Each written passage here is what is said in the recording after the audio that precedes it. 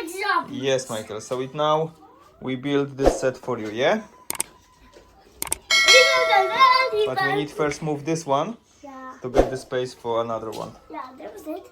I take the last one of the cars. Yeah, and you got from Nikki and Vladi, yeah?